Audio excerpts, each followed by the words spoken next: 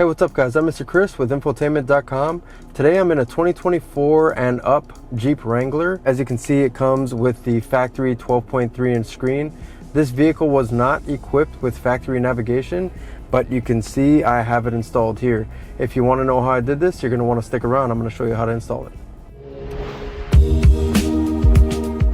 Alright, so where you're going to start to remove this radio is on the top. You have two pockets here. You have these little rubber mats that are covering up some screws and some accessory holes for mounting accessories. We're going to pop both sides out.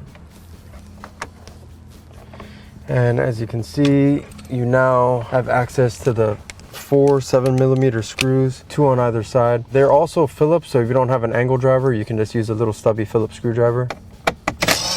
You're going to pull all 4 of these out. Next up, we can pop off this little panel that we pulled the screws out of. The little panel tool, it's just got some retaining clips holding it in. Pop the whole thing up and out of the way, we'll set to the side. All right, next up, with that pocket removed, you'll expose 2 more Phillips screws. Here's one. And the other one is way on the driver's side, right here. All right, next up is this whole trim that's going across the entire top section of your dash. I'm gonna start on the driver's side, my little panel tool. And once you get a little bit open, you can kind of just work it with your fingers. Just gonna pull straight back towards you, work your way down to the passenger side. Just like that. And you're gonna end up with one long piece. We can set this aside. All right, now we got our 5 screws that are holding on this radio screen and cluster bezel. So it's the 5 screws that are in the white section here. 1, 2, 3, 4, 5. Make sure to remove all of them.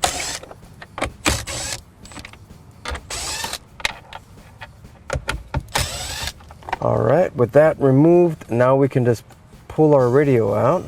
I'll grab it from the right edge here. There we go.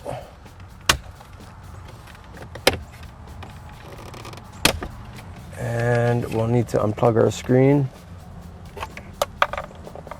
The white small connector is a little tough with this lip on here, so you can just use your fingernail tip and pull that out of there. We'll set this aside too. All right, now we got our radio module here, and this is just held in with 4 7mm screws, same like all the rest of them. We'll pull this out of here, and we can get our radio module swapped out.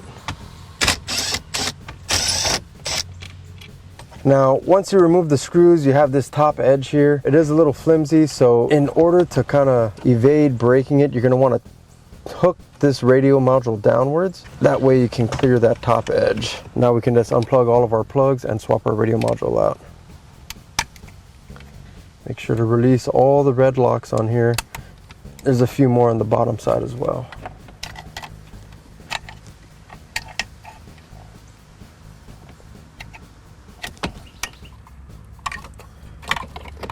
And these can be a little tough to get out of here, especially if it's the first time.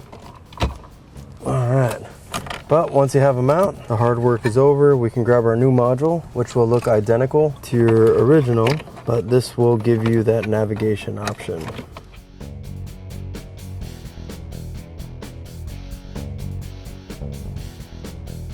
Make sure to push all the little red locking tabs back in also.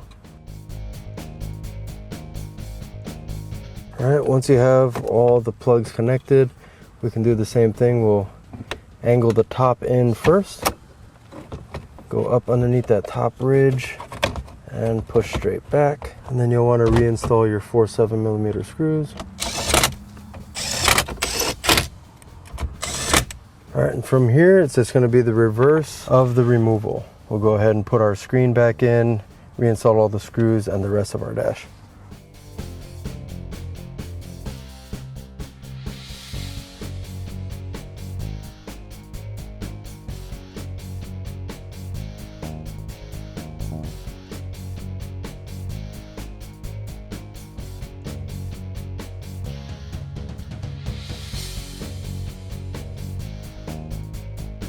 All right, let's go ahead and start her up and see what our nav looks like. All right, as you can see, we now have the nav option available.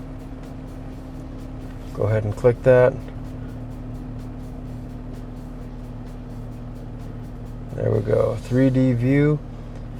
And now this is fully built in, integrated with the radio, so we don't have to rely on our Apple CarPlay or Android Auto to use our maps. We can use the built-in maps on this upgrade.